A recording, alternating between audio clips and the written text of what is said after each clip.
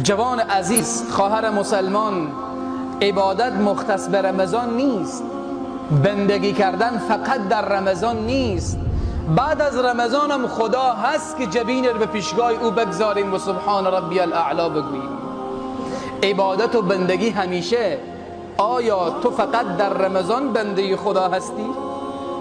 میشه بگیم ما در رمضان عبد خداییم، بعد از رمضان بنده دیگر کس؟ العیاذ بالله. آیا جرأت داری خود را از بندگی خدا بیرون بکنی؟ کس همین جرأت را دارد؟ بگه خدایا در رمضان بنده تو بودم، تو ربم بودی و معبودم بودی، بعد از رمضان از بندگی تو بیرون میشوم. کس چنین جرأت ندارد، چون وقتی خدا ما را از بندگی بیرون کند خسرت دنیا و آخرت. در دنیا و آخرت بدبخت و بیچاره میشویم.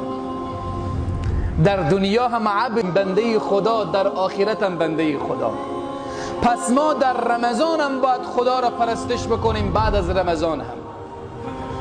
اون خدایی که او را همیشه دعا میکردی در رمضان، مشکلی داشتی به خدایت التجا میکردی، درد داشتی به خدا در میان میگذاشتی، همون خدا بعد از رمضان هم معبود واقعی من و تو هست. همون خدای توبه پذیر بعد از رمضان هم هست.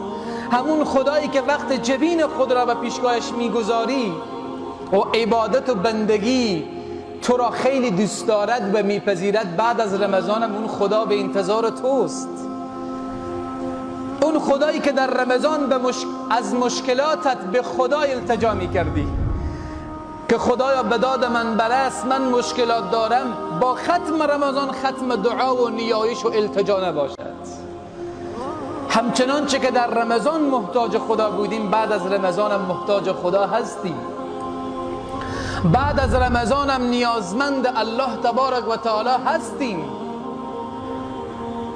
بعد از رمضان هم نیاز داریم دردهای ما را با خدای خود به میان بگذاریم. خدایی که در رمضان به دردهای ما گوش فرا میدهد، بعد از رمضان هم گوش فرا میدهد. خدایی که در رمضان دعا را میپذیرد، بعد از رمضان هم میپذیرد. با ختم رمضان ختم بندگی ما نباشد، ختم عبادت ما نباشد، ختم نماز ما نباشد، ختم تلاوت قرآن ما نباشد که بگیم تلاوت قرآن در رمضان که رفت از قرآن العیاذ بالله خبری نباشد. بعد از رمضان هم قرآن را انیس و مونیس خود قرار بدیم. ما از رمضان درس عبادت و بندگی را مختیم، تحمل کردیم تشنگی و گریسنگی را. بعد از رمضان هم به همون خدایی که به خاطرش گریسنگی و تشنگی را تحمل کردیم، این عبادت روزه را انجام دادیم، بعد از رمضان هم عبادت و بندگی بکنیم در برابر الله تبارک و تعالی.